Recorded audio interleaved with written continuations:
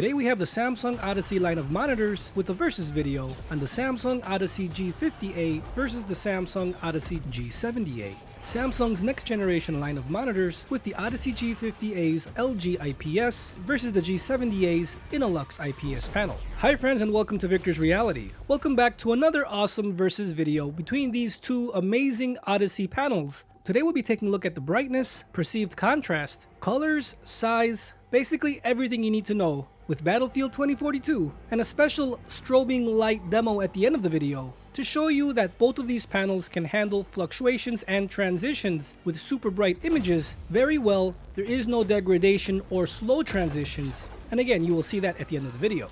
And again friends, before we get into it, if you do find this video helpful, please leave a like as it truly helps the channel tremendously, and hit that subscribe button if you want to see more G50A versus G70A videos, among many versus videos on many of my monitors that I have here on the channel. So if you want to see more, hit that subscribe button as much more content is on the way. Thanks guys. Now no one can deny both of these panels are top of the line in their corresponding resolution. As you can see here in the Xbox menu, both of them are at 4K 60Hz. You do need to disable FreeSync Premium to enable 4K 60 on the G50A. Both of them have a Black Equalizer of 13, 100% brightness, contrast at 85, sharpness at 60, and the color will be at 56 on both. Now with brightness levels, according to rtings.com, you can see here 450 nits on the G50A versus 350 nits on the G70A. These are both rated higher than their specifications, and you can easily see here in this video, the G50A is the winner on brightness. But there's an issue when you get all that brightness, you do lose contrast, and you can easily see it again here friends. The G50A's contrast is lower than the G70A's. This Innolux IPS panel is what I call next generation IPS technology, and especially with the strong and very efficient Black Equalizer on the G70A, it's just no contest when you see it at a glance. The contrast or perceived contrast is a lot higher on the G70A. Don't get me wrong, both of these panels are beautiful, but this is a versus video, and I'm showing you here with a lot of ambient lighting in my room. I have lights everywhere. Both of them look beautiful.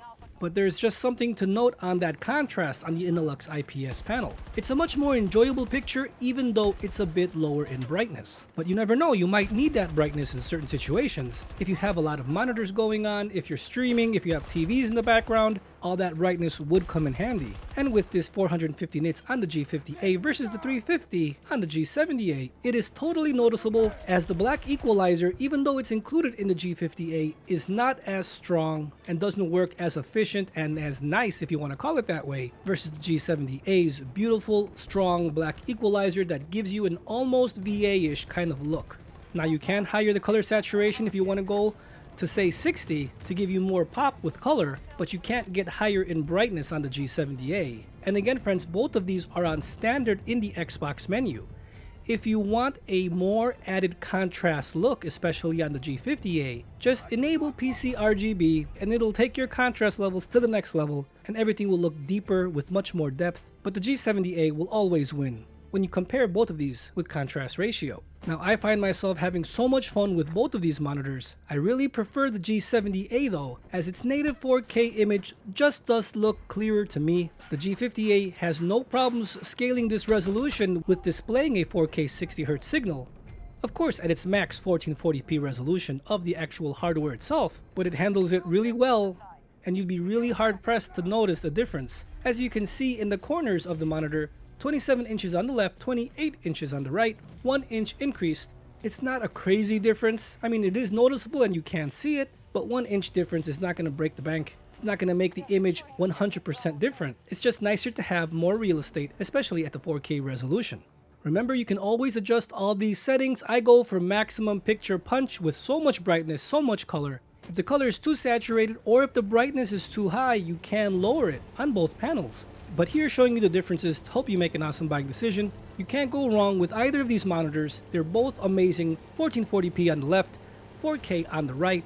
On the G50A, you can handle 4K 60 and 1440p 120Hz on the Xbox, 4K 60Hz, and 1080p 120Hz on the PlayStation 5. While on the Odyssey G70A, you can handle both Xbox and PlayStation 5 at 4K 60Hz and 4K 120Hz. And if you are having trouble enabling that 4K 120Hz on the Xbox or PlayStation 5, maybe switch from PC to AV mode. As I have trouble still with my splitters and Elgato running it on PC mode, it has to be on AV mode, at least with my versions of the panels, as I'm sure these run very similar software, as they are close in the same line, just different resolutions and technologies, but they're close. While the G70A has had a firmware update, the G50A as of yet has not, and I will bring you more information and keep you updated when every single firmware is released. I will try them out so you don't have to, just in case it breaks something. But I have faith. Samsung is always good with firmwares, especially on my older G7 32-inch monitor, which a firmware was just released, and I will be updating that very soon to show you the differences. Now moving on here to the strobing light effects, I wanted to show you there is no delay in transitioning with the brightness. Both of them are spot on, and you can easily see the G50A taking the win again with brightness. But there is no difference. They are both super fast panels to transition with the light.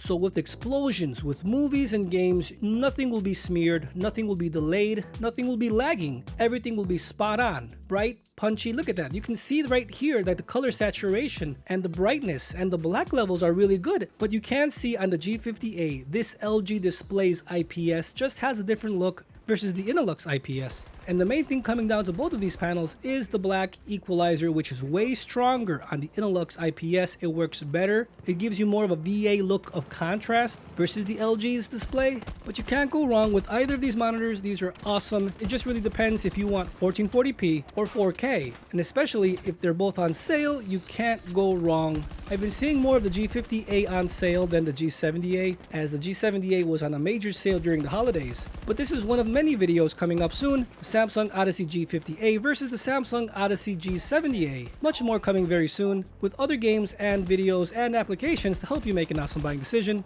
Friends, if you did find this video helpful, please leave a like, share, comment, and subscribe. Don't forget to turn on that notification bell so you never miss out on a future Samsung Odyssey line of monitor video. I'll see you guys next time.